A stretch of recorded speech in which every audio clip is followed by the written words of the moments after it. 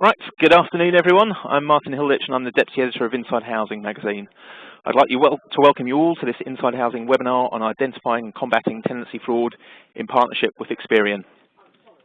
Thank you all very much for taking the time to be here today. With consultation on plans to make tenancy fraud a criminal offence closing on 4th April, this should certainly be a timely and stimulating discussion. There are also pressing financial reasons for discussing best practice in this area. At the end of last year, the Audit Commission estimated that social housing tenancy fraud could be costing councils at least $900 million a year. In launching the government's plans to criminalise unlawful subletting, Housing Minister Grant Shapps said it was an issue that means tens of thousands of people who could otherwise be housed are losing out. It is, he suggested, a problem that we cannot afford to ignore. You'll be relieved to know that I'll be keeping this introduction relatively brief because we have an illustrious panel of experts lined up to talk about the issue. Before we get underway, I just wanted to say a few words about how the webinar will work. As mentioned, we've got presentations from our panel of experts coming up. We've got David Clayton, the head of the Making Best Use of Stock team from the Chartered Institute of Housing, Samantha Harrell, area manager for Circle 33, Andy Hyatt, Corporate Investigations Manager from the Royal Borough of Kensington and Chelsea, and Jonathan Bailey, Head of Public Sector for Identity and Fraud with Experian. But the webinar is also your chance to ask the questions that you have, both about practical issues in the field and the direction of government policy. To make sure you get the answers you need, simply use the question and answer or chat boxes at the right-hand corner of the screen to fire questions at our panel. I'll endeavour to get through as many questions as possible, but our experts will also be able to answer questions online both during and after the presentations. So keep those questions coming. Right, without further ado, we'll kick off the webinar with David Clayton, the head of the Making Best Use of Stock team at the Chartered Institute of Housing. So David, if you bear with me for 2 seconds, I will just transfer control of the event to you.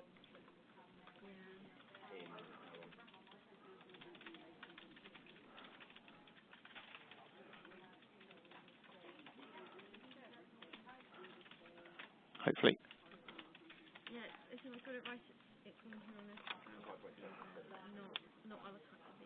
Right, David, sorry about that. Take it away.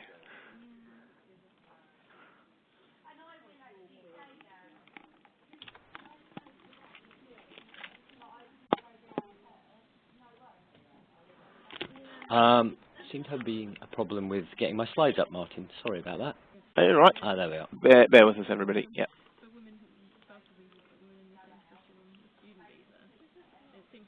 No. Slides. I do apologise, everybody. Slides are going backwards.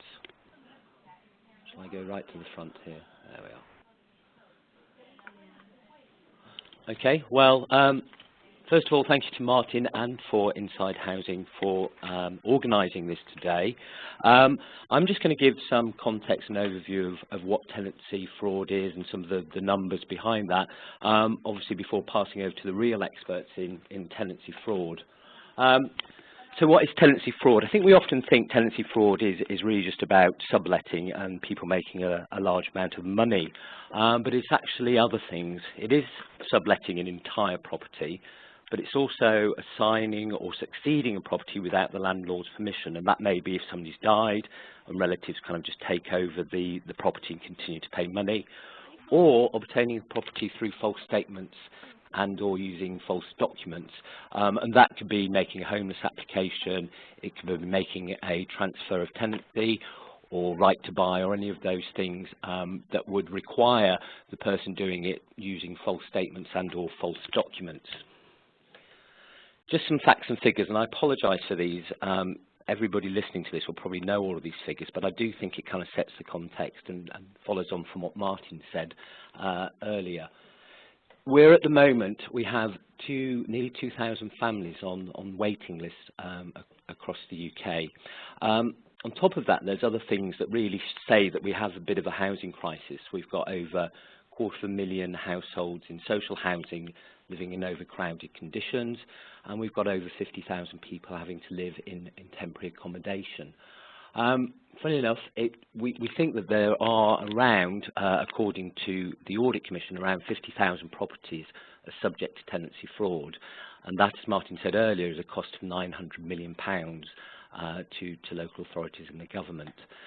recently the government announced a £19 million in grants over the 4 years to help tackle tenancy fraud, and this was given to 51 of the local authorities that had been looking into this area, and so it really is a priority for the government. Sorry for the busy slide here, but it's just really to show what's going on and how it's moving, or how detecting of tenancy fraud is moving.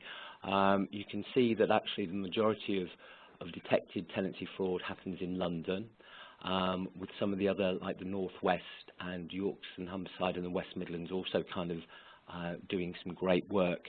If you can just see by some of the figures, what we found is that detections in London have plateaued somewhat, and we suspect that this isn't actually because we're running out of tenancy fraud things. We actually think that it's around resources. But there's some notable good piece of work going on. The West Midlands, for example, have started to do a lot of work, and you can see there from 09, 010 figures to 10, 11 figures, there's been quite a significant jump. We do believe tenancy fraud happens outside of London. It is often a misconception that it is in just London, but we do believe that actually outside of London it goes on just as much, and it really is going out and looking for it, and you'll find it. I want to talk a little bit now about the CLG consultation.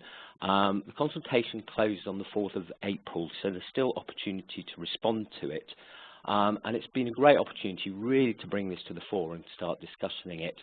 Some of the areas of the consultation there is the definition. We want to talk about actually what is tenancy fraud. It is bigger than just subletting your property, and the government want to decide, is there other types of tenancy fraud that need to be criminalised. And also penalties. At the moment, we hear a lot when we're speaking to local authorities that there isn't really any penalties, so there's no real kind of deterrent to stop fraudsters actually doing tenancy fraud. Often it's a case of slap on a wrist and the keys back. Now that's great to get the keys back and get those properties back, but really there isn't any deterrent. So the consultation talks about fines and custodial sentences. And also looking at new powers. Again, the powers that currently local authorities have are mainly around tackling benefit fraud, and the government really want to see the powers extended to being able to tackle tenancy fraud. And data sharing, and this has been a big issue, and I think there's lots of difficulties around data sharing. My team have recently produced a document for housing associations around data sharing, but the government wants to take that further and say, should they create a new mandatory gateway to enable local authorities to have greater access to information to help tackle tenancy fraud. And intention to return, and I'm sure this will come up as discussion.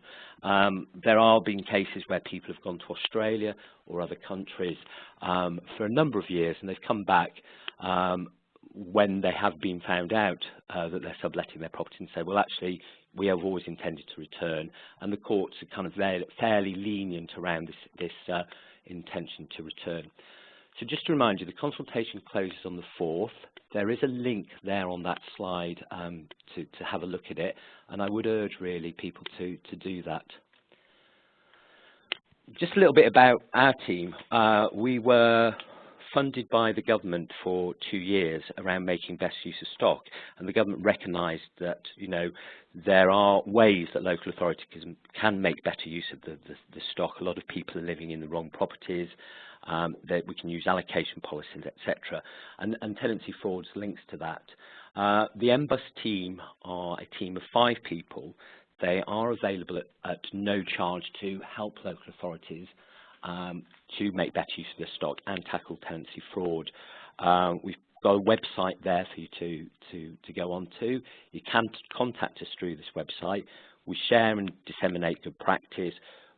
We are currently writing a number of briefs that will help them, and those are below.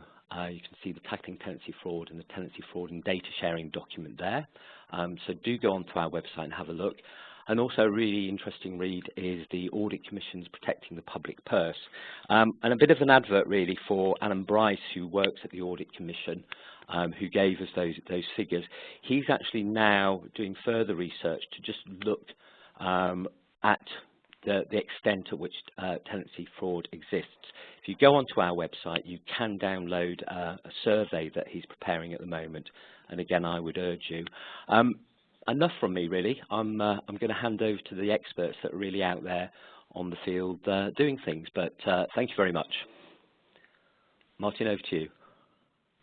Thanks, David. Right, great start to the event.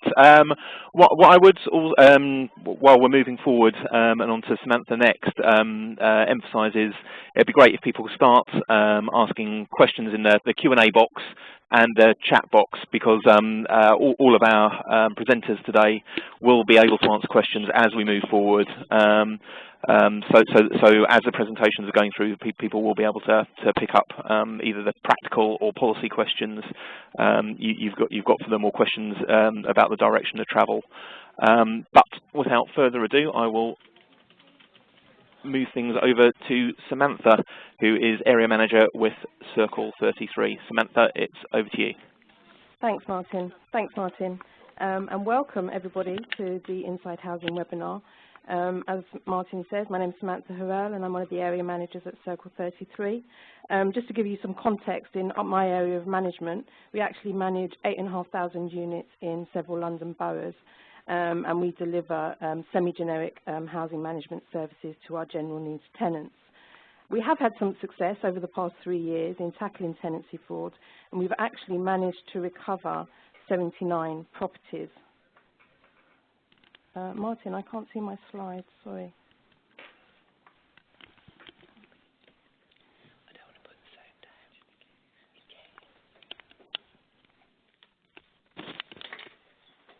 down. All right, Samantha, I'll just move things through if you.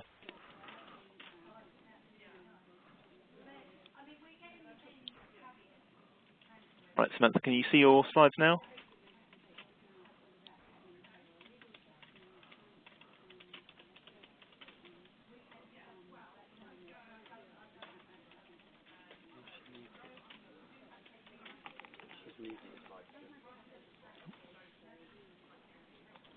Samantha, can you see your slides now? No.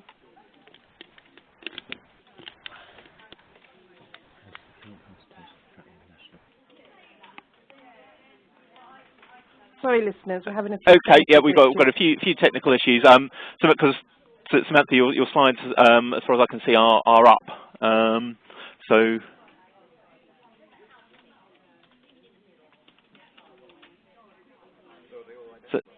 Samantha, is that you now clicking through them, or? I'm clicking, but I can't see my slides.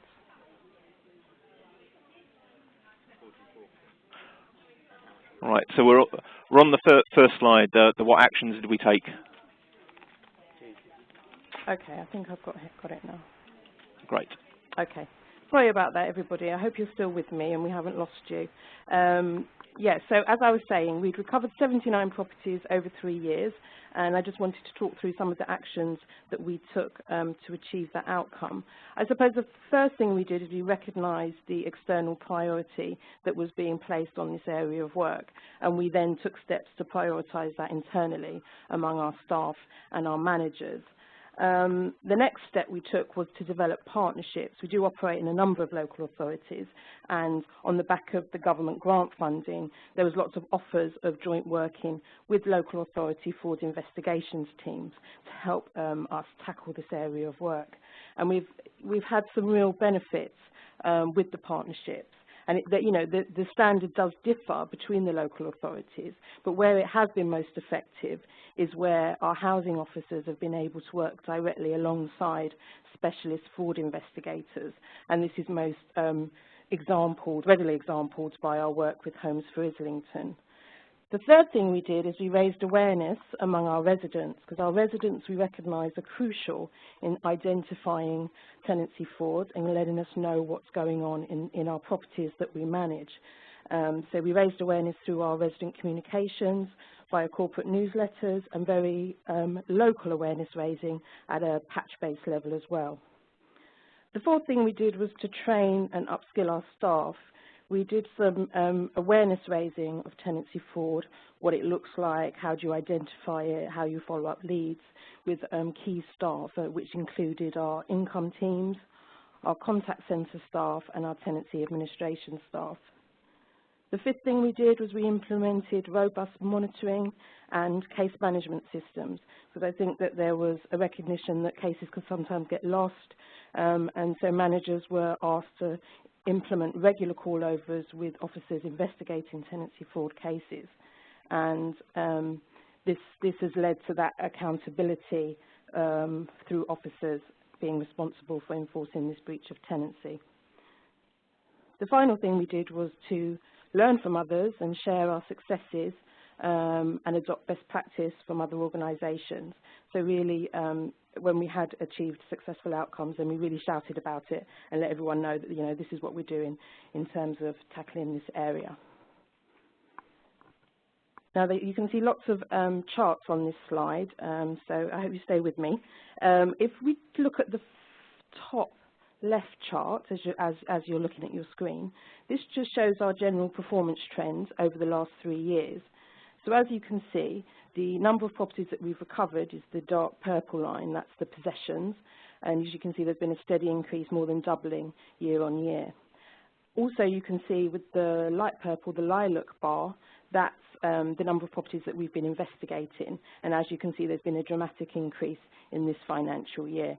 And that's primarily down to the awareness raising and training that we gave our frontline officers. The top right chart is the property sizes that we've recovered. So as you can see, a number of properties, 24 family units and 23 one-bedroom units.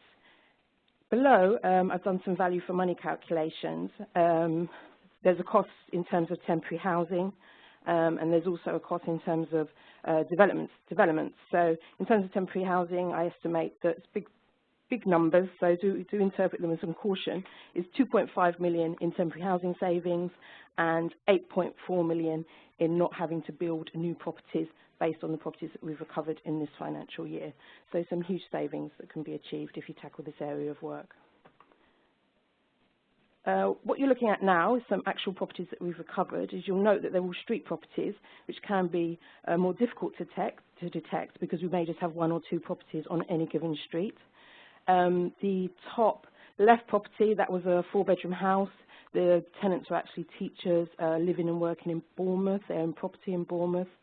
The bottom left, that was a 3-bedroom maisonette. The tenant actually had a property with another registered provider. The bottom right, that was a property where the tenant was renting out the rooms at £100 a week, a 4-bedroom property, so making quite significant sums of money off that.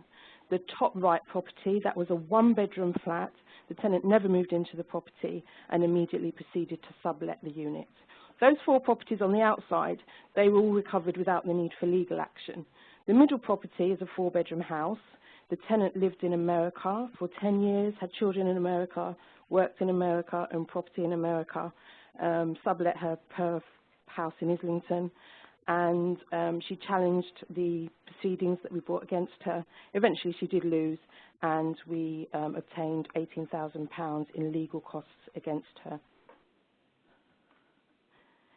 In terms of what we've learned about tenancy fraud as we've been investigating cases, the most common type of tenancy fraud is subletting, that's what we found, followed by illegal occupation, followed by key selling. And that's based on the properties that we've recovered in this financial year. In terms of sources of referrals, you know, how do we find out about our cases? That's primarily down to staff suspicion. So when we did the training and awareness raising among staff, that led to a big increase in the number of properties that were being brought to our attention as being suspicious. That's closely followed by tenancy audits and finally neighbours, who also play a crucial role in advising us of tenancy fraud. And my final slide, what are the things we need to be doing next? Well, this doesn't apply just to Circle, but to the sector as a whole. I think we need to look at how we increase capacity for our staff to investigate this area. As you can see, once you start looking at this area, you do uncover more and more properties that require resource to be investigated. It could be that you develop partnerships with your local authorities, or it could be that we need to implement specialist investigations teams, or it could be use a combination of all three. The second thing I think we really need to look at is consistency, and this is consistency from the partnership arrangements with our local authorities, but also consistency in the registered provider's approach to prioritising this area and really being committed to tackle it. I think the third thing is we need to learn from our local authority investigations teams, but also the other registered providers that are out there and doing really good work. We need to learn from each other and continue to share that best practice.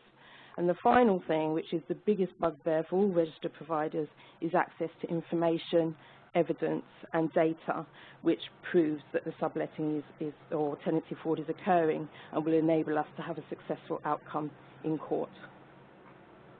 And that's the end of my presentation. I hope you enjoyed it. So do fire some questions at me and I'll hand back to Martin.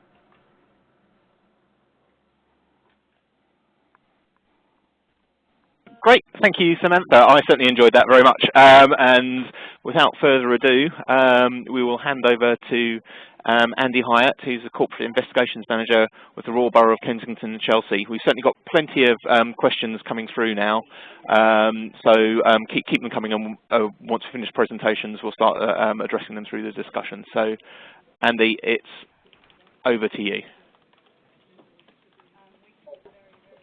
Thank you, Martin.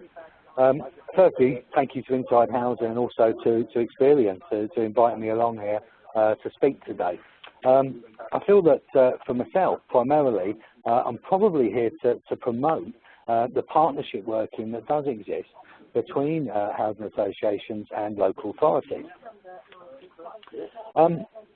Initially, over the last few years, we've seen a massive increase in activity regarding the prevention, detection, and even deterrent of tenancy fraud. I mean, that's one of the reasons why we're all here today and why we've all logged in. I think the reasons for anyone that's committing this sort of deception are quite clear. And I'm sure between us, we could all draw up a list of what we feel are the motivators and the drivers for people to commit this type of fraud. Whether it's a supply and demand issue, valuable assets that they're obviously getting hold of, or no deterrent, as David mentioned in his presentation early on, and something that we'll revisit again as I go through my presentation. However, there's been a number of reports, there's been a number of publications, and also teams set up to support this area of work. Earlier, Alan Bryce's name was mentioned from the Audit Commission, and possibly the Protecting the Public Purse documents were one of the first to really get this area of work going back in September 2009. This was closely followed up, obviously, by the Chartered Institute of Housing's document on tackling unlawful subletting. And between them, these really raised the focus and the fact that it was an issue in respect of tenancy fraud. Francis Maud has recently set up his Cabinet Task Force, and that in itself is pushing forward various policies from central government, but it's also influencing local government as well in their drive to prevent, detect and deter fraud. The National Anti-Fraud Authority has highlighted the issue for its annual fraud indicator, following on from the Protecting the Public Purse, identifying it at £900 million per year in monies lost to public sector. David Clayton's own team, making best use of stock, has actually, gone out there and started to look at best practice and started the ball rolling and sharing best practice.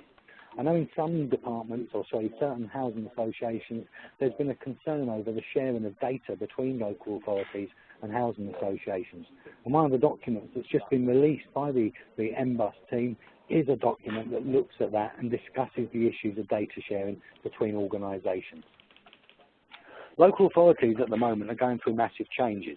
Like all public sectors, we're striving and struggling to cope with various cutbacks. But for that, or should I say, because of that, more local authority investigation teams are looking at a more diverse approach to prevention and detection of fraud. They're looking to, they've already got the skills, they're looking now to diversify what they do and help and assist housing associations in terms of the fraud criminality of any fraud that may occur, whether it's housing benefit linking into tenancy fraud or even tenancy fraud linking into single person discount. There is a huge area here that needs to be used and a huge area of resource. And that's what I want to get across today in my presentation. We at Kensington and Chelsea have been working with our sort of top 11 housing associations in the borough. When we say top 11, that's primarily based on the size of their stock.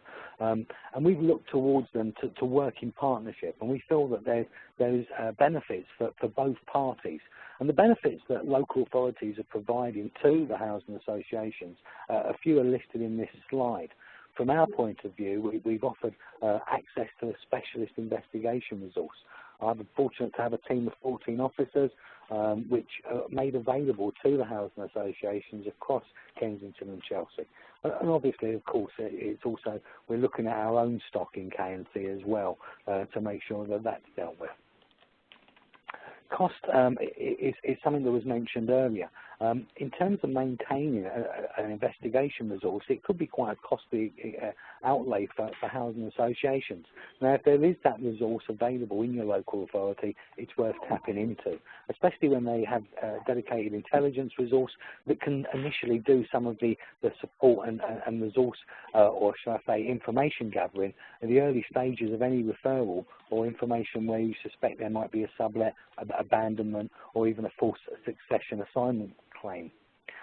What we've done at K&C is we've provided that support, and where housing associations at one time were using tracing agents that may charge as much as £200, we've been providing the initial intelligence support for them so that we together collectively as a partnership can start to build cases. Data sharing is something that's extremely important, and I'm sure that Jonathan from Experian will discuss that further.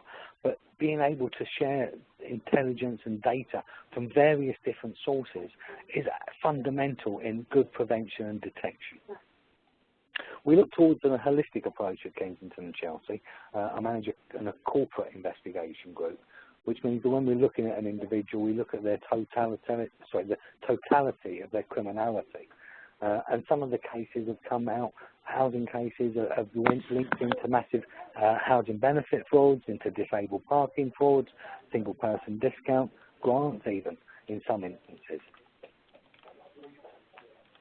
We also felt that when we spoke to our housing associations across K&C, apart from the support of a dedicated investigation resource, we've wanted to provide some added value to them. Key to prevention, which I believe Samantha's already covered in her presentation, is training. And we offered that to our housing associations.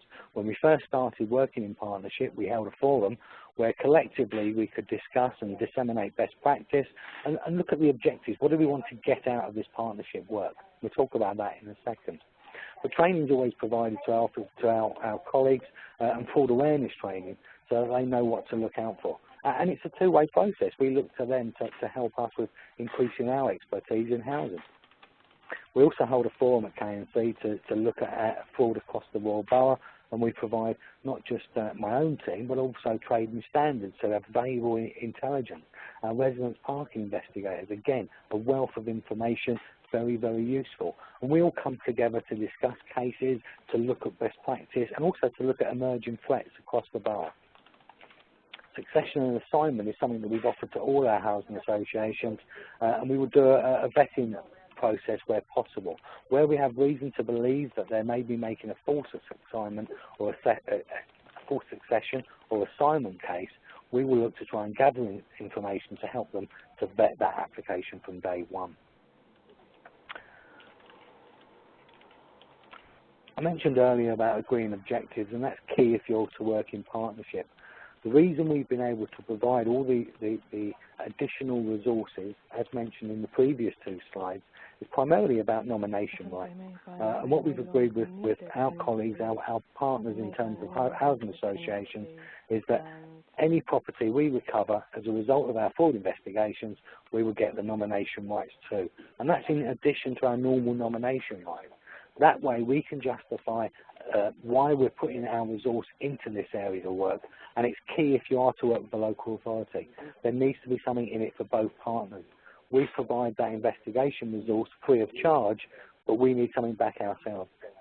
As always, all partnerships work because both teams get something out of it. Legal was important. From day one, we made clear ground rules over where we would decide that legal would be taken forward and which party would be involved in the legal process. The agreement here is that we will gather the evidence, because that's what we do. We're evidence gatherers. We will hand it over to the Housing Association to then make a final decision and to take the case forward if required via legal process. I'm pleased to say that in the majority of cases, probably 60% of all cases where we've had a success, keys have been returned, as opposed to any need to go to court.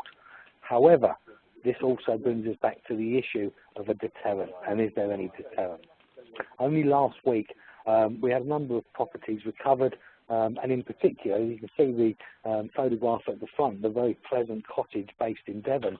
The individual held a council property in W10, was more than willing to start to return the keys to us, as per that letter there, quite happy to terminate her tenancy, primarily because we had taken the case to the point of calling her in for an interview.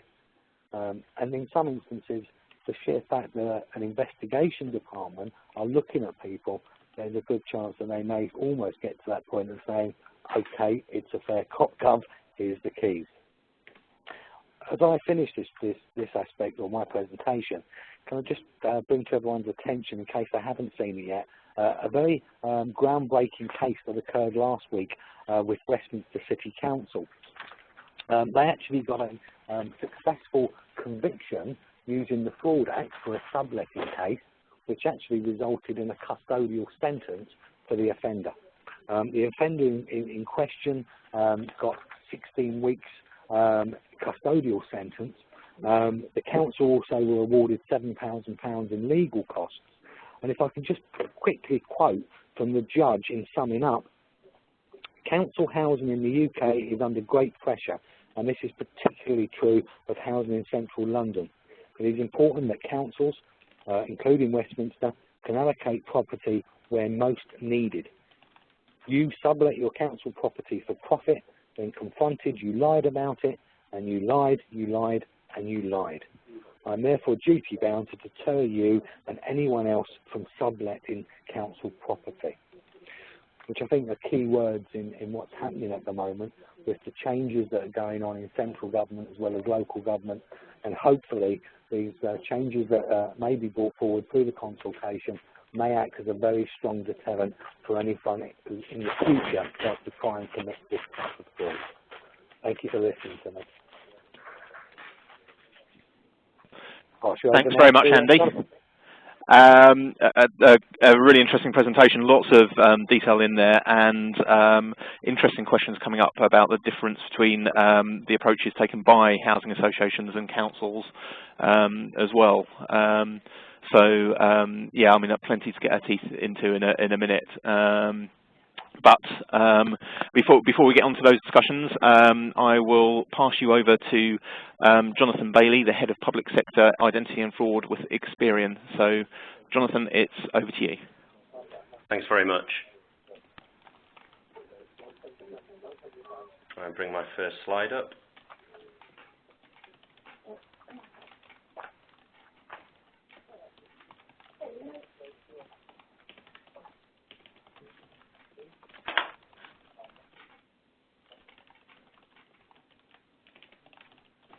Apologies, audience, we seem to have a delay in the slides moving at the moment.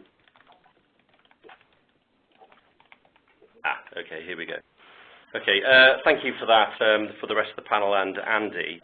I think rather than talking all the way through that slide, what I'd like to do is give you some background and context. You know, I think we've probably established some of the reasons why, you know, social housing fraud is being investigated. I think, though, from my point of view, you know, I would echo something that Andy mentioned there, which was that, you know, this type of investigation into entitlement and eligibility is now across all of public sector, looking at various different benefits and services that citizens receive. And I think that that entitlement and eligibility is what Experian are very well positioned to help with, because it's actually automating and making that efficient is what we're all about, basically. So if I think about some of the things that we've been doing, which is going back now over 10 years, we've been working with local authorities looking at things like single person discount, automating and making efficient the detection of, where perhaps people are not eligible for that service. And then more recently, we've also been working with large central government organisations such as the DWP or the HMRC on things like Housing Benefit Checker. So we take all of the applications for housing benefit across the UK, and we process those, and we make some indications about whether or not someone is eligible. And we also do that for things like tax credits, job seekers allowance, income support, pension credits, etc., etc. So I guess what we're saying is we're not alone in wanting to look at this entitlement and eligibility. And of course, with the recent squeeze on the public purse, it's become even more important to make that happen. I think for Experian, we have some things which we, bring to this whole problem, which is the reason why we've been entrusted with some of these other projects that we're working on. So the first thing that I would probably mention is that we have a SAFO status, which is a specified anti-fraud organisation status, which effectively is a kite mark that allows us to share public and private data and make these kind of assessments about people's entitlement and eligibility. So hopefully that gives you some sort of comfort that we've done this before, we've been doing it for some time, and we have what I would think is a very good level of experience. So, probably to build on that, before I start talking about what types of fraud can be detected, it's worth probably just mentioning, what it is that Experian are able to do that enables us to check on whether or not this fraud is occurring, for example, or if eligibility isn't met. And that's really down to the wide amount of data records that we hold. With the largest CRA, we have something like a billion records on the UK population.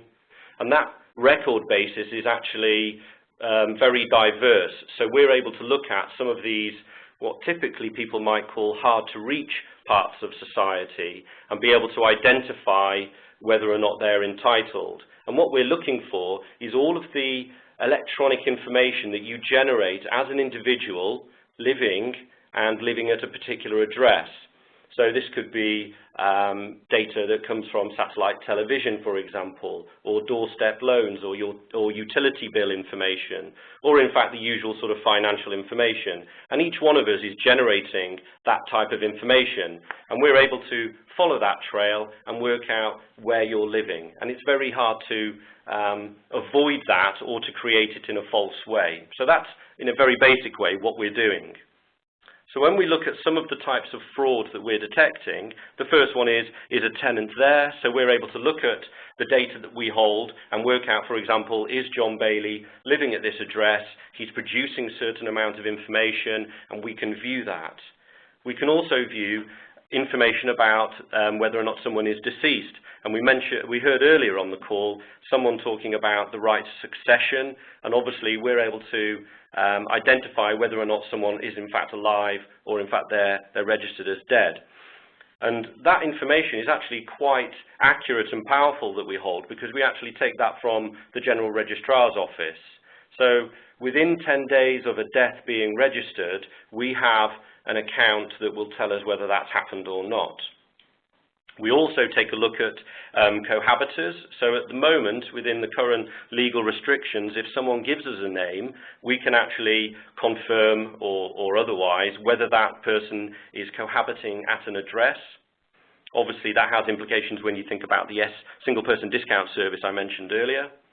We can also look to see whether a tenant is found elsewhere. And I mentioned before that we're looking at these trails that are left behind by all of us when we live at a property and we have information generated across, whether it's a utility bill or anything else. And of course, if I have more than one property, it may be the case that I'm generating that type of information at more than one address. We can also see is whether there's links between tenants and cohabitors. So, for example, we can tell whether people are sharing mortgages, whether they've shared previous addresses, potentially whether they have shared bank accounts. And all of that may help in an investigation phase. We can also see whether or not people have alias names or they've tried to change their name. So, for example, I could take a social housing property, I could move somewhere else, and quite legally I could now inform a number of organisations that I interact with that I would like to change my name to John Smith and not John Bailey. And I would be entitled to do that, but Experian are able to track and follow that trail. And we also look at people that are attempting to advertise their property on rental websites as well. And it sounds pretty obvious, but actually we have found evidence that people have been doing that. And obviously it's another door that we can close to them. So once you've got that basis of being able to check, we have the data that we can actually reference, it's what do we do with that data? So this slide is a little bit busy, so my apologies for that, but I'm trying to cram a number of things into one slide there. But I think at a very high level, what it's showing you is how we're able to give a high-level summary of the data that we would provide back to organisations, and then for each individual case, we're also able to provide a detailed report, so that from an organisation's point of view, they're able to have a high-level view and then move down to the detail, depending on whether that particular file is going to be someone that they're going to investigate further. And I think all of this is about targeting resources for investigation, for example. So it's about being able to look at the cases where you're going to have most successes and increase that success rate. It's also about providing collateral for, if you're going to actually approach somebody. You could also use this to inform on whether or not they're committing some other fraud, because we do know from previous examples and work that we've done that, in fact, someone that would commit social housing fraud is far more likely to be committing other frauds, because it's human nature. They tend to be pushing the boundaries on a number of different eligibility criteria, not just once and a one-time only situation. So I think, for me, really what this is about is being able to take the steps to allocate resources, decide on whether you want to take them through to an investigation, and we also have available to us investigation tools that we can supply as well.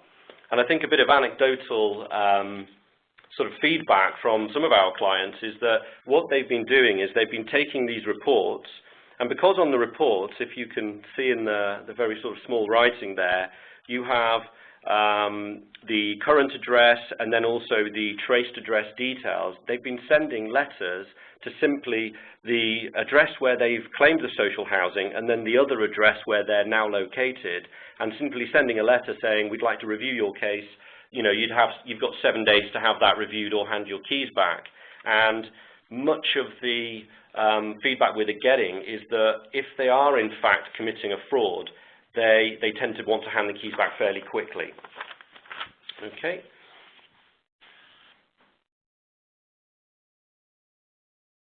Just bear with me, I'm just trying to forward the slides. Nope. Okay. So just some other sort of figures about what's been happening so far. So again, the basis for our particular service is on a long-standing history of providing these services, but the social housing tenancy in itself is, still relatively new. The service launched in the sort of third quarter of last year, so at the end of the summer. So far, we've processed about 350,000 tenancy checks, and obviously the more we run, the more intelligence that we get. We're expecting to have run, somewhere near 500,000 in the next, perhaps 2 to 4 weeks. And on average, what we're finding, if you take that sort of 3 to 11% caseload, we're kind of finding about 5 to 6% of cases. And then obviously the work then is sort of passed over to find out how many keys can get back, and that's really the next step, is how many successfully are prosecuted. But we've got anecdotal evidence at the moment that in the high risk category, there is a high success rate, which is exactly what we would expect, and it's exactly the same scenario that we find with the large sort of DWP type departments and the benefits that we provide checking for. The risk categories that we're working on, again, based on feedback that we work with clients, we're refining them all the time, and we're also working with some of those outcomes in terms of the investigation resources that we can provide as well. So it's really looking at the whole end-to-end process, not just about providing a data file in itself. I think more recently, where we've now moved on to is in a data sharing project. And I think Andy mentioned that I would probably talk about this, and I think I'm going to end on that note. But we basically created a UK-wide social housing data sharing initiative. And I did notice that someone mentioned earlier about, are there examples of this in the north? And we can absolutely confirm that there are. And we're working with a number of partners up in the north as well. And statistically, actually, so far to date, what we're finding is that there is, in fact, a higher level of social housing in the north. Now, that may be because they haven't come under scrutiny previously, but I guess time will tell. But that's the initial findings that we've had. So we've launched this social housing hub, as we would call it, and actually that's a natural extension to creating a more widespread public sector fraud database, where we can start to make the links between all of the different particular benefits or services that citizens are requesting and locate whether or not they're committing fraud across a spectrum of them, not just focused or siloed into one. And of course, to do that, we need to have greater data sharing across the public sector. But this SAFO status, which is the kite mark that allows us to do this, puts us in a very good position to move forward and start to develop that system. So I think for me, that's all I want to say. I look forward to any questions, and if anyone has any information they'd like to get from me, please contact me, because I appreciate, we're trying to condense probably a 2-hour conversation into 10 minutes there. Thank you. Great, thanks very much, Jonathan, and to all of our panelists. And as Jonathan was mentioning, we'll now open the floor up to discussion and try and get through as many questions as possible. So keep them coming in. I know our panelists have agreed to stay on a little bit longer as well to try and get through as many questions as we can. I guess perhaps someone else want to start with that as mentioned in several of the presentations, is the intention to return issue. And we've got a question, I think, from somebody called Yvonne Douglas, who asks about how we can get around the intention to return issue, because there's lots of time being wasted, otherwise. And I guess throwing in there as well, I mean, how are you making judgments in that area, in terms of whether somebody's story stacks up or not? So I mean, David, I don't know whether you want to take the floor with that to start off with. I mean, I think the intention to return is a difficult one, and I know that from the experience that we've had, the courts, in terms of repossessions, can be quite lenient. And I think in my presentation I mentioned earlier about the person who'd gone over to Australia for 3 years, and as soon as they knew they were being investigated, said that there was an intention to return. So it's about what is reasonable in terms of length away and the reasons behind that. I think what the consultation will do will give, hopefully, some clarification, and I think it would be good to have that clarification. I don't know if the guys, Samantha or Andy, have any guidelines when actually investigating them that they can share.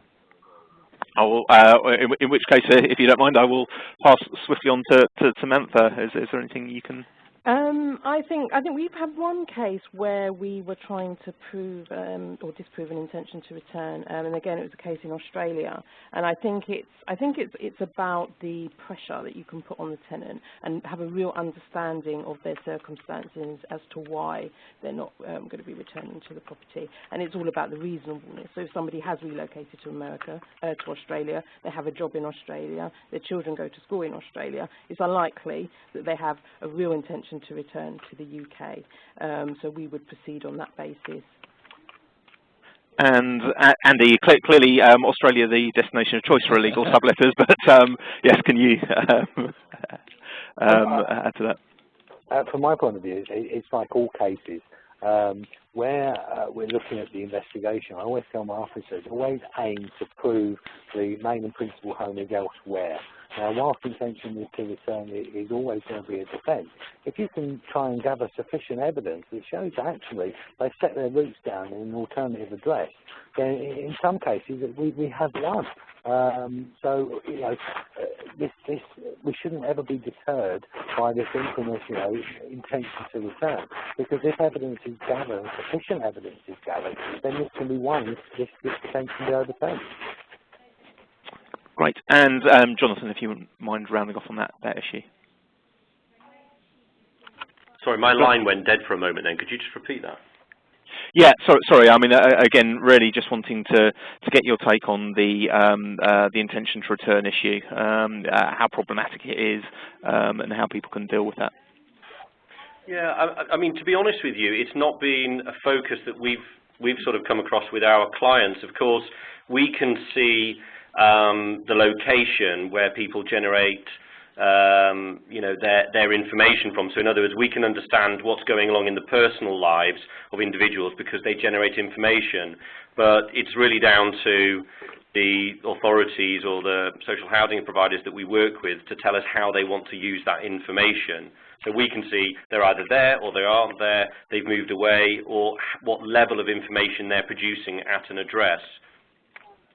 Understood. And I think I want to move it on at this stage to look at some of the government's plans, and we've had some questions asking about this you know, moving towards criminal prosecution of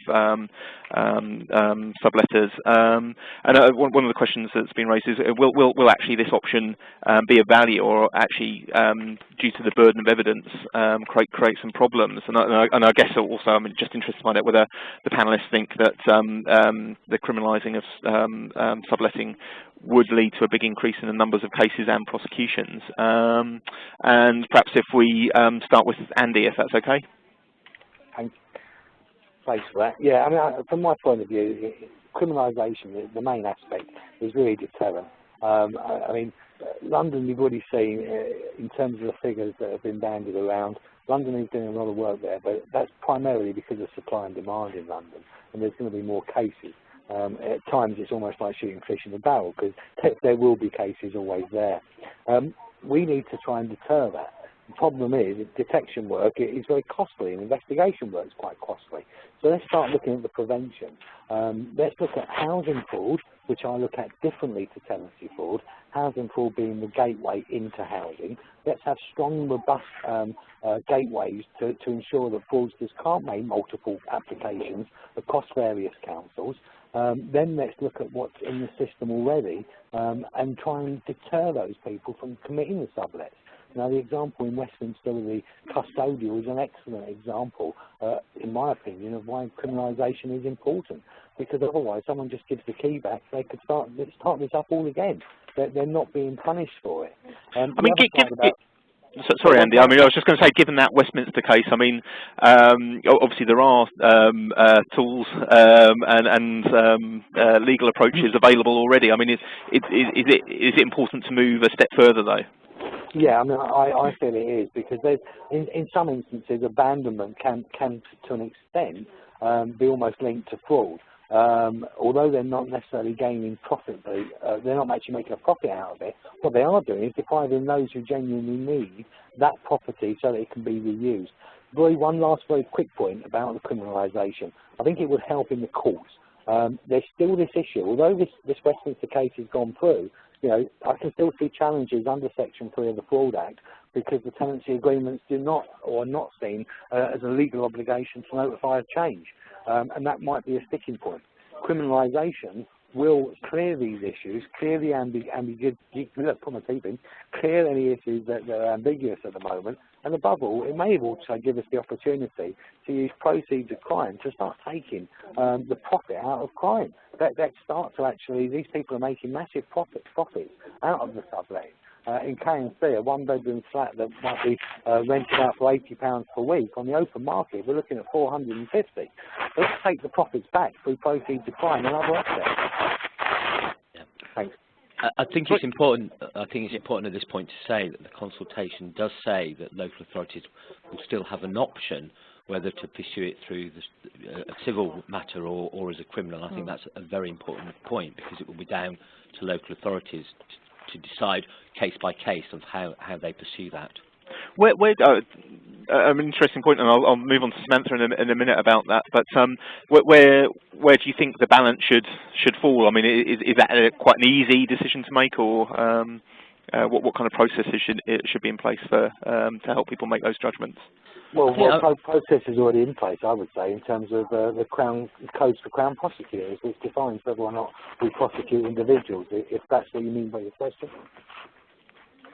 Yes. I do, Andy. Great. Yeah, and we'll do that. I think Samantha, from a registered provider perspective, we'd certainly be saying that, yes, this is a welcome additional tool to tackle tenancy fraud. But I don't think you're going to need to use it in every instance. I mean, some cases are very weak, but you've got a real strong instinct and gut feeling that, you know, there's definitely tenancy fraud occurring. And when the residents are challenged, 9 times out of 10, they relinquish the tenancy. I think the body of evidence that's required will be quite hefty. And I think certainly in some of the cases that we've recovered, some of the evidence has been quite weak. So I think I think you just need to pick your cases really. And in some cases where you've got real strong evidence of profits being made, clearly going into people's bank accounts, that kind of thing, then yes, I think, you know, criminal prosecution is welcomed. Great. And Jonathan, if you can close on this, that'd be great. Sorry. Yep, absolutely. I mean, I think, you know, at the beginning of my presentation, we talked about some of the other services that we provide to the government. So we look at the, if you like, benefits fraud. And of course, because that's a criminal offence, it allows Experian to provide a much greater level of information back when we provide a service or a fraud. So really, from my point of view, we're really sat waiting for the moment when this is declared as a criminal offence, and we're able to give that data back, because the report will then contain so much more information. If we look at, for example, the other people that are living within addresses, at the moment, if somebody gives us the name and says, is, for example, John Smith living at John Bailey's address, we can come back and say, yes, he is in fact, etc., etc. But actually, we also are in a position where we know all of the other people that are at an address, but without them providing it, we can't give that back in the report. And that's because at the moment, we have to fall back on the consent-driven approach rather than it being a criminal offence, and we can provide that data. So for me, making it a criminal offence is absolutely key to this, and will mean that the service we can provide back to clients will be, you know, 100 times better.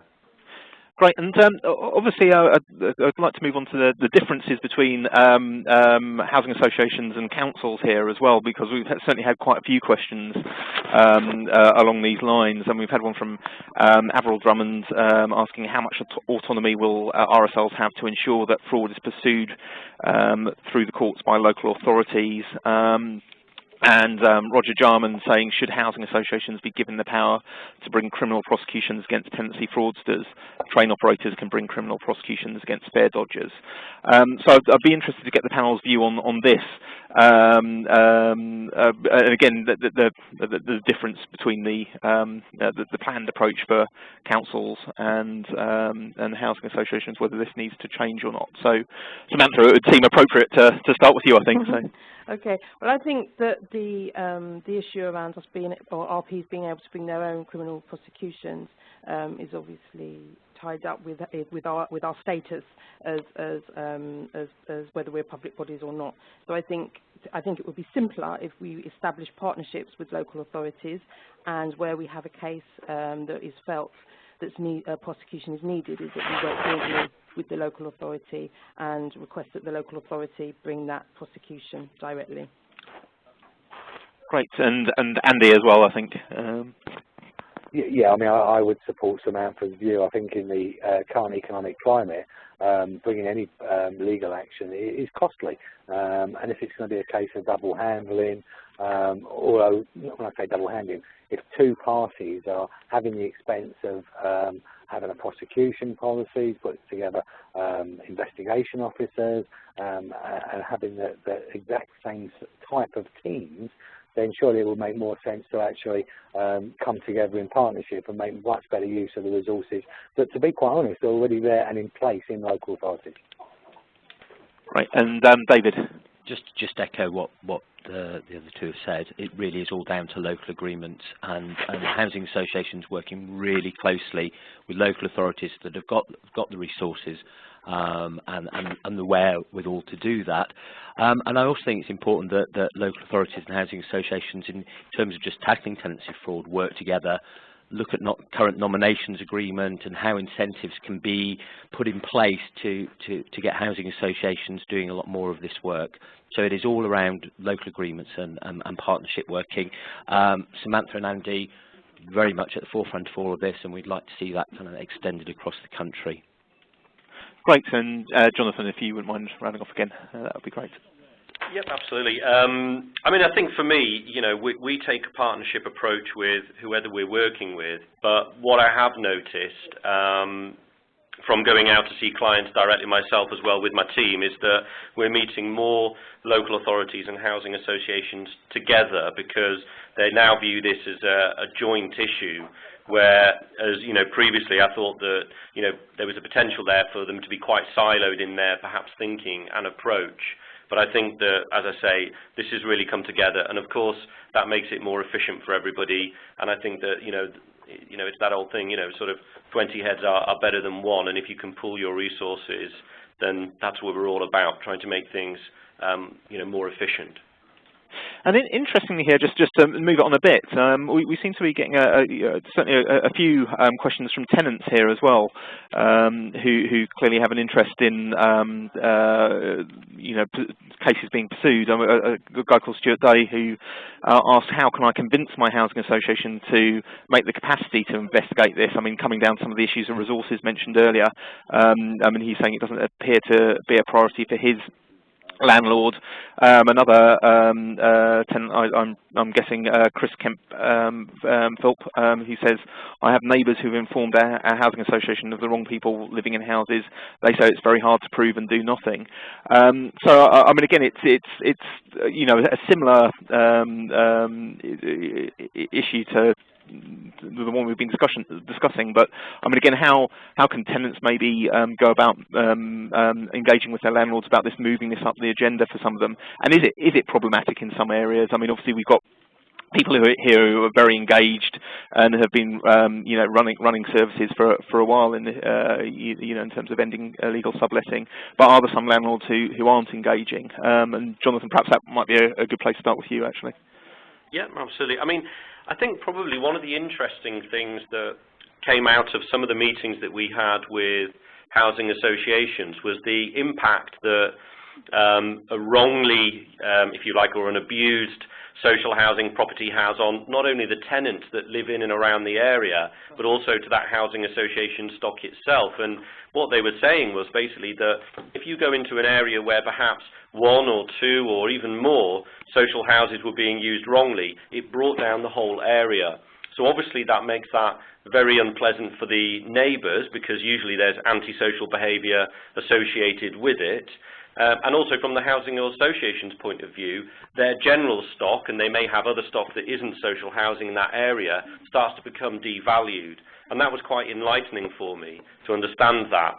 So I think, you know, the tenants are right. You know, if they can highlight these issues back to either the local authority or to the housing association, they are going to get, or they should be getting, a very receptive ear currently from both of them. And David, if you could pick up on that as well. Yes, I mean, there is certainly political will. with lots of local authorities to tackle tenancy fraud. Early days, we heard from housing associations, you know, we get the rent paid. Why should we go looking because the rent paid is? I think that's changing, and I'm really pleased to see that's changing. Do you think that's changing because of the government's emphasis, or do you think that's changing because of the economy or other drivers? Lots of drivers. There's a moral duty for housing associations to meet housing need in the area. There's also regulatory obligation that the right people are living in the right houses. I think things like this and the government's consultation, more pressure is coming out there to do something about it. What I would say to tenants, if you aren't being listened to by your housing association, you need to go to your local authority, you need to speak to ward councillors and people like that. The pressure needs to come from the top, and I'd certainly encourage residents to do that.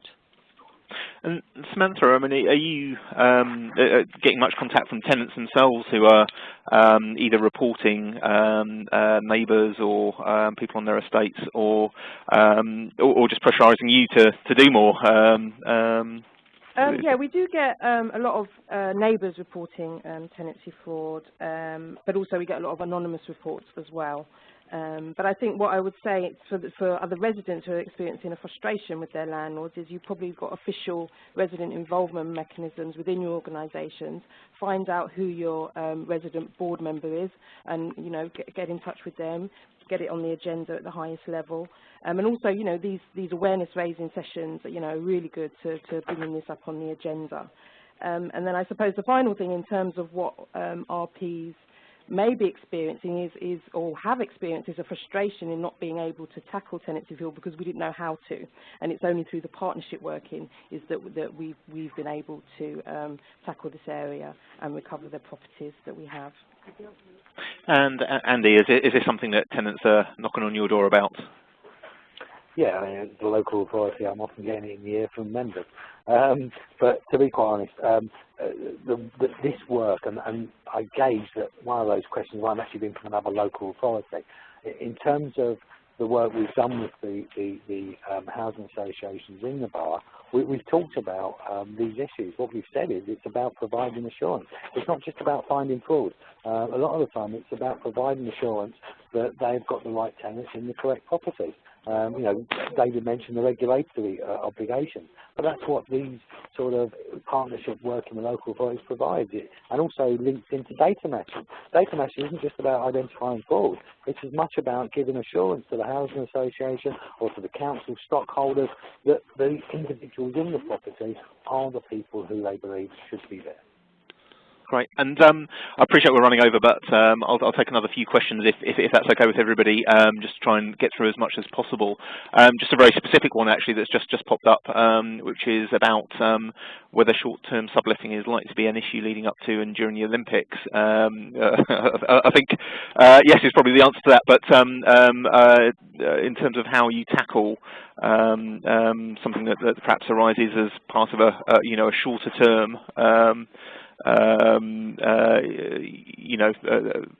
issue like the Olympics, so where it's likely to be a problem for 3 or 4 weeks, how you deal with that, how you pursue action, yeah, Jonathan, do you want to kick off with that? Absolutely. I mean, I think probably the difficulty, and this is probably going to be for everybody, is that by the time you become aware of the problem, it's already gone.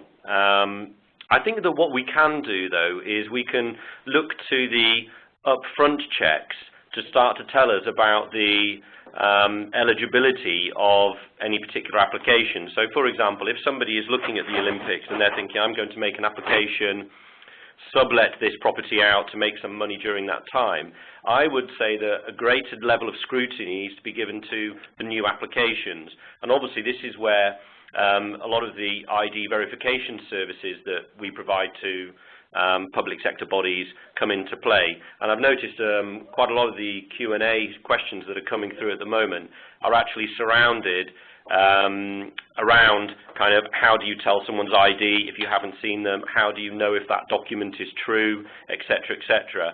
And I guess I would say to anybody wanting to do those kind of upfront checks, get in contact with us because we can help you. We provide this already, and that can be the first sort of blocker to stopping misuse. Yeah, and Andy, if you wouldn't mind, I mean, not sure whether you're likely to see a huge increase over the Olympic period, but I'm sure that neighbouring boroughs will be. So I don't know whether you've had many discussions about this. How big an issue it is on your radar? Firstly, can I just say that actually we are hosting volleyball. Now I know it's not beach volleyball. We will have some Olympic activity in the borough. However, I mean, I'll be absolutely honest, I would probably have to see these as low risk. And the reason being is probably because of the timescale and time frames. They are going to be very short-term lets. I always play devil's advocate, and if I was the person subletting the property, I would almost have them with friends and family are over for a holiday while the Olympics are on. And I think proving these cases, the amount of time and resource probably is better deployed on longer-term cases with a much better or a greater chance of getting property recovered. Yes, interesting point. So, Samantha, will you be pursuing lots of cases over the Olympic period, or do you agree with Andy? We could be. One of the so-called group partners is right smack bang. Old Ford is smack bang in the middle of the Olympic area. But I would probably tend to agree with Andy that these cases are going to be so short.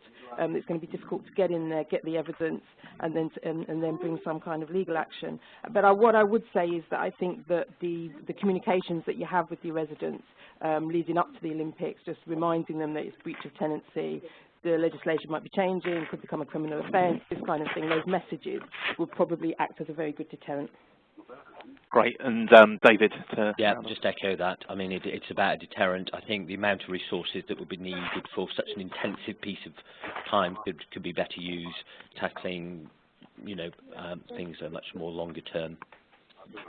Great. And I mean, in terms of perhaps longer-term issues, although again a very specific one, we've had a question from Caroline Stubbs. Are there any responsibilities on letting agents to check for tenancy fraud when approached by somebody they might suspect is a legal subletter, or I mean, should they actually be carrying out any checks beyond the norm to avoid that happening? Yeah, Andy, do you want to kick off on that, if that's okay?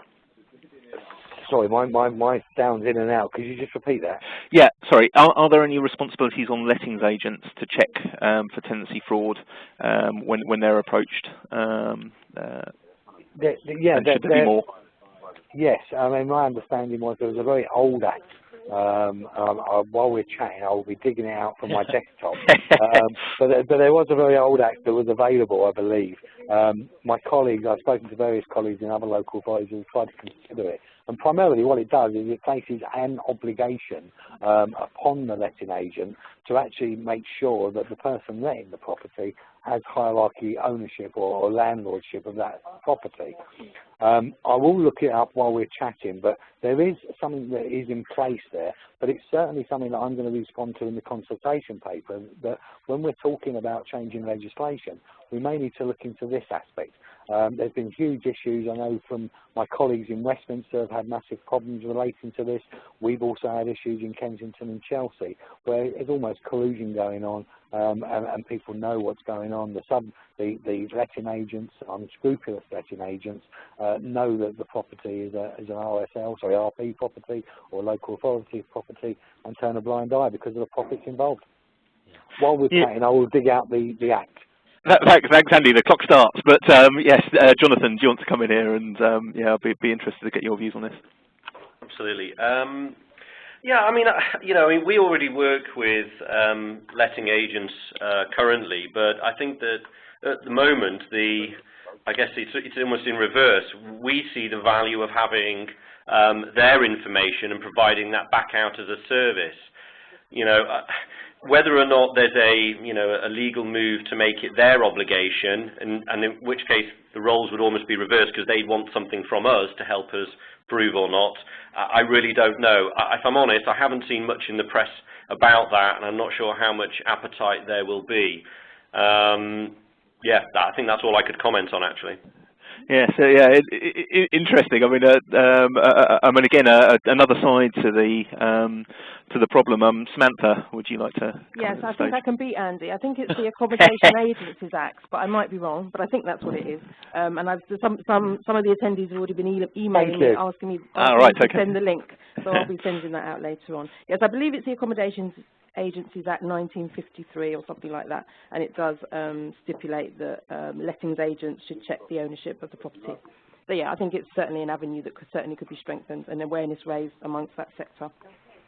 Great, and David, if you could round off on this, but just before you start, what I'll do is take one or two more questions after this because we're running quite over now. So I mean, if people have very pressing questions that they don't think we've answered yet, if they can just send them through now, that'd be great. So yeah, David, if you wouldn't mind rounding off.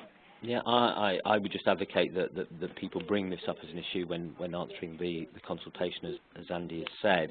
I mean, we've known of cases where local authorities have gone to letting agents. They've had difficulty in getting information from them and have said, well, we're doing this as a fraud investigation. That usually kind of pushes them to do something. There is an obligation. I'm also aware, and Jonathan will know this, a number of people like Rightmove now are looking to be able to give data as to properties that have been let and just be able to kind of cross-match that against your properties. And I think that's another data set that will be useful for both local authorities and housing associations in terms of data sharing and investigations. Right, and yeah, so we've got a couple of questions I'll try and get through before the close of play, and Andy can come in with any additional details he's found out in the meantime. But yeah, I mean, one question just been asked: how do you get around the issue of residents reporting fraud but not willing to give a statement or assist further? So I mean, again, Andy, if you want to come in here, that would be great. Yeah, more than happily. What we have done is in criminal matters, there's an issue relating to hearsay, and you know, just taking information from a neighbour without a signed statement to support it. This information cannot always be used, and it's not always admissible in a court of law. However, in terms of civil action, what it might be worthwhile saying is actually pursuing the reasons why the individual doesn't want to give a statement, and literally writing that down. If it's because there is fear of reprisal from the tenant, then make a note of that to the effect that, you know, it may be able to take that to a civil court, explain to the magistrate there that you do have some evidence, and it's up to them to decide whether or not it's admissible. And Samantha. Yeah, I think it's where you've got reluctant reportees who are unwilling to give evidence. I think it's about building the case around their report and making everything else as strong as you possibly can, so that when you have your final witness statement that you bring to court, there's a reference to the resident who doesn't want to give evidence, but also we have all this other evidence as well, which proves our case. Great, and Jonathan, if you wouldn't mind adding. I'll try and add something to that, but I think probably Andy and Samantha are probably in a better position than I am on this one. You know, put simply, you know, we look at the information that we can find, and it doesn't usually take into account anecdotal sort of evidence. So from our point of view, our focus is on automated sort of entitlement and eligibility checks, which doesn't include hearsay, I'm afraid. Right, and David, if you wouldn't mind rounding off. Yeah, again, Samantha and Andy are the experts on this, but I think hearsay evidence is, I understand, valid in civil proceedings. I think it's important that organisations recognise that sometimes tenants reporting these things make themselves vulnerable and really should offer extra assistance to protect them if needed. And I think I'll round off with one final question, if that's all right, which is to do with just because it seems to be being raised quite a lot. I mean, I know we've gone into this in a degree of detail, but just in terms of how information should be shared, a lot of questions about this. There still seems to be some confusion, actually, I mean, the last question that's just come in, I have a tenant who I believe has sublet his tenancy after requesting it be changed to a joint tenancy with his friends. I've visited and attempted to confirm residency and reported details, but not sure what I can do next. So again, some of these details around information sharing and how you can approach very specific cases. Jonathan, if you want to kick off there, that would be great. absolutely. Yeah, I mean, of course, the data sharing question and the move towards that is, it's at the forefront of everybody's mind across government. And I think that, we've had probably quite a lot of the experience of having to initiate this for the first time. And I mentioned a couple of times this specified anti-fraud organisation status, and that really is the starting point, because to get any organisations to actually share data, they've got to feel that they can trust that that data is going to be in a safe place, and that also it's going to be handled in the right way. And that SAFO, if you like, kite mark that we have is that first step. So I guess what I would say is, if we can get organisations, that some of the biggest public sector ones, sharing data and making assessments across entitlement and eligibility, then I would say use that as a model, and then local authorities, housing associations, follow suit. We can give you all the information about how we can do that safely, and all of the safeguards that we have around compliance. And it is possible. It's ready to go now. We have experience, and we're a trusted pair of hands. Just come and talk to us. And David. I'm just going to use this as an opportunity to advertise my team. The team is there. Quite right. We talk regularly to people like Andy and Samantha. Go on our webpage. We collect good practice. We've recently produced the data protection guidance. We have a great team, one of whom is Stephanie Toghill, whose name is synonymous in terms of tenancy fraud from Camden. And we will come and talk to you and kind of answer any questions. So, yeah, there's a plug for my team there, I'm afraid. not a problem. And Andy, again, just from the front line, if you can. I have to be honest. I think that David summed it all up there. It's an excellent guide. It's well worth looking at, and it's certainly something that I've sort of disseminated across my team to make sure that officers follow and understand it.